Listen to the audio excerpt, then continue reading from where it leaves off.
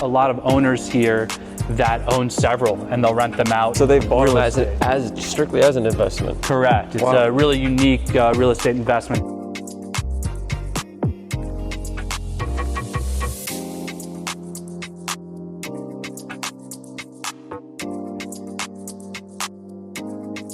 Welcome back to the harbor, guys. I'm down here at the Philippi Harbor Club with DanielTreiman. He's a realtor at Michael Saunders, with Michael Saunders Group, and we're gonna be looking at some RACKOMINIUMs today. Give us a little tour, Daniel. Let's go. We've got around 300 slips here. And Philippi Harbor Club operates like a condominium. So you own your individual rack. You can buy it, sell it, you can rent it. You pay a quarterly HOA fee just like any other condominium, and that includes maintenance on the facility, it includes the staff, it includes 140 in and outs every year, and when they take the boat out of the water, they'll wash the bottom of the boat for you. They have detailing on-site maintenance for your boat, and anything else you could need. Do they flush the engine? They do flush the engine as well every time you come back to shore. Facility is Category 4 hurricane rated, which is obviously one of the most important aspects of why someone would want to own here. Right. Keep your boat out of the elements. Yeah, I've seen over the last few years some of the hurricanes that have hit. Some of these maybe lose some, a little bit of metal on the outside, but I've never seen the boats inside damaged. Yeah, so, this is a concept that doesn't make a lot of sense to a lot of people outside of Florida. It's not common in a lot of states. And so a lot of times I'll hear from people up north that have a home down here, and the fact that this is an option for them is really exciting. It's something they didn't expect, and it just gives them that peace of mind, especially if they are snowbirds. If they're not here all year, they come down 3 or 6 months out of the year, the boat is always here, safe, clean, waiting for them. Yeah, there's a lot. I was just looking up some pros and cons just to get an idea, and there's so many pros. One, I keep my boat in a marina as well, but it's a wet slip, and you use the boat easily 10 times more if it's at the marina, and you don't have to trailer it, you don't have to wash it when you're done. You just take it out, come back, tie up the lines, or here you just drop it off to the dock hands. And boy, this is a big building. I've been in a lot of these barns, and this thing is the deepest one I've ever been in. I think we were looking at the numbers. It's a couple of football fields long. That's right. So you got 300-ish units, all different sizes. You've got, on the low end, 26 to 28 foot in length. You have the 32 foot, which is the majority of the ones in the first level and the middle level. The top floor has 28 and 32s, and then as we get to the back, there's some larger slips for a 36-foot boat with height up to 20 feet. Right, and we'll talk about pricing later on, but if you did rent a slip here, which you can rent from the owners, it's not cheap. So buying and owning, and then eventually, holding on to it, and then you can sell it and get your money back instead of throwing away your money every month. Yeah, that's a great point. The average rack here rents for between $500 and $800 a month. And so the quarterly fees, the HOA fees, run somewhere between $550 and $650. So you can do that math.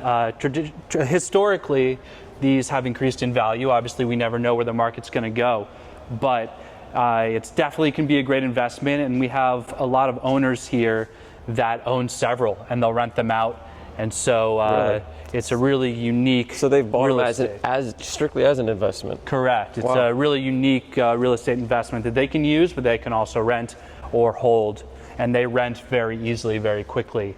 Just walking through here quickly, you might think these are smaller boats, but I mean, these are some solid boats. This is a 30-foot Grady White, a 307 Grady. That's a beautiful boat, and that's a large boat. So these are not just little 20-foot center consoles. There's a nice Chris Crafts were built, maybe still are, in Sarasota. And you mentioned how sometimes that having to trailer your boat into the water, it's a deterrent to going out.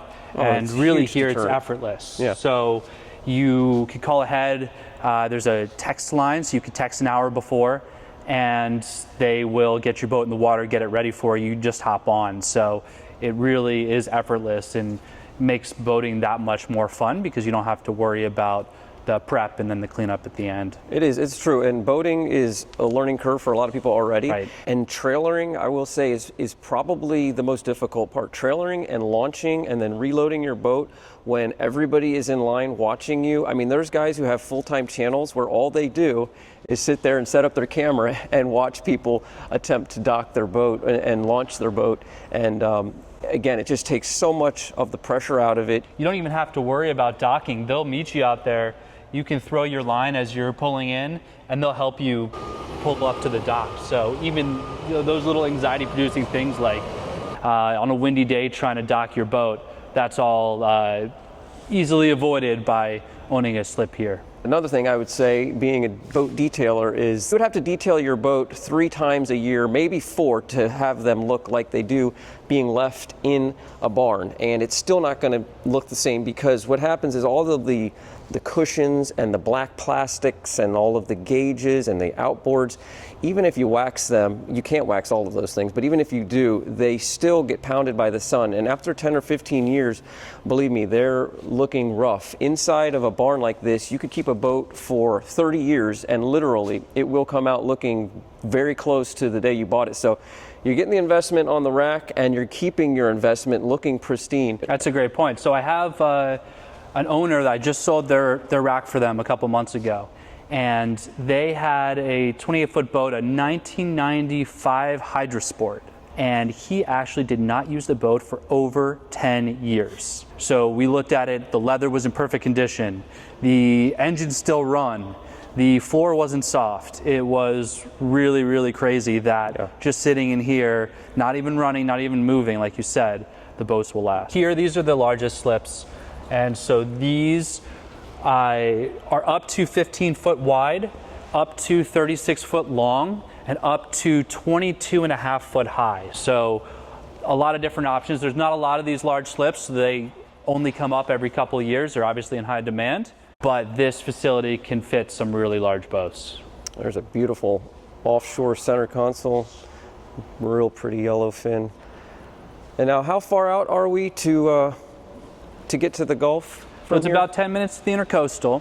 And then once you get to the intercoastal, you can go north or south. South has more no-wake zones. So it's great if you're tooling around with your family, having lunch on the boat. If you want to get out to the Gulf, if you want to do some fishing, you're going to go north. And it's about another 15, 20 minutes to get out into the Gulf. It's another 10, 15 minutes to get to downtown, to Marina Jack. You said you have 3 available currently. Correct. So currently I have a 32 by 10 wide by 9.5 foot high on the top. And so that one would run somewhere around 80, 85K. And the quarterly fee on that would be $542 a quarter. That's the HOA fee that includes all the maintenance, the staff, and the in and outs and the washing of your boat. Also, I have a 28 by 10 by 14.5. That's on the first level. And additionally, a 32 by 10 by 14.5 on the first level as well. And so in terms of the levels, you have advantages and disadvantages to each rack. So the top rack, nothing's going to drip on your boat. No oil, no dirt, no water, but there's a height limit, of course. In the middle, it's kind of the best of both worlds, more or less. But on the bottom, for those people that like to hop right on their boat, or maybe you forgot something, right? You don't have to ask them to forklift it back down. You could just come in, hop on your boat, get things ready to go. Or if you forget your wallet, you don't have to be embarrassed and ask them to bring it back down for you. Yeah, that's a good point. They sell ice. They've got drinks and snacks inside. There's gas on site as well. You've got out here, you'll see the maintenance racks. So you can bring in an outside detailer. They also have detailers and maintenance staff that work here that can help you with anything you need with your boat.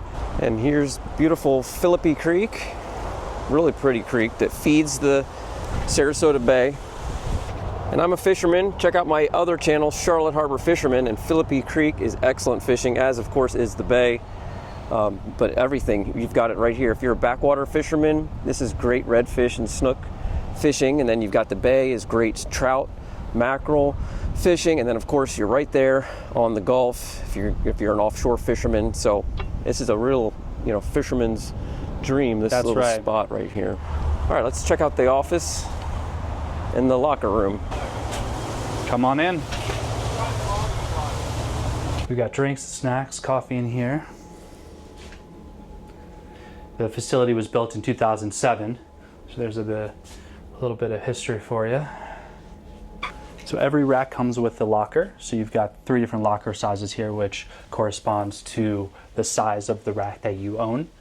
But it's great for fishing gear or an extra set of clothes, whatever you might need.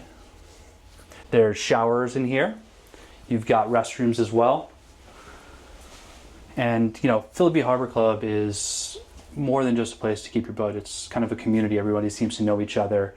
So it's a fun place to be, to meet people that are into boating and fishing just like you. The locker room, we have a shower as well. Hop off your boat, throw on a clean set of clothes you've got in your locker, and head out to dinner. So there's gas on site. They can get it fueled up for you so you're ready for your journey. You pull up, boat is fueled, ice is in the boat. We have fish cleaning stations here as well, so you can clean your catch right here, fillet them up, and bring them home, throw them on the grill.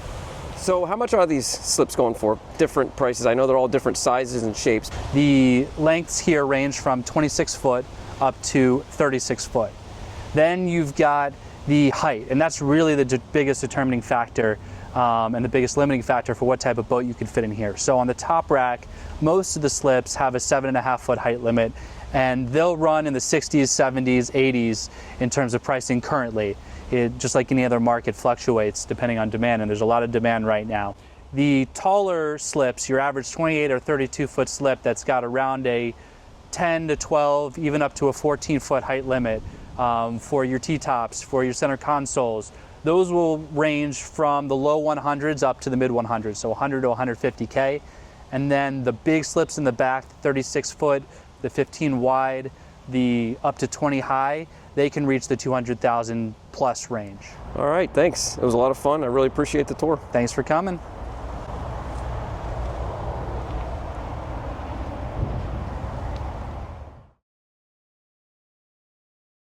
And in the Sarasota area, in addition to Philly Harbor Club, you have some other options to consider, which include Osprey Harbor in Osprey and Gulf Harbor Marina in Nokomis. If you're looking for an experienced realtor to help you with your search for boat storage or a property within Florida, you can find me at DanielTreiman.com or give me a call at 917-426-8295.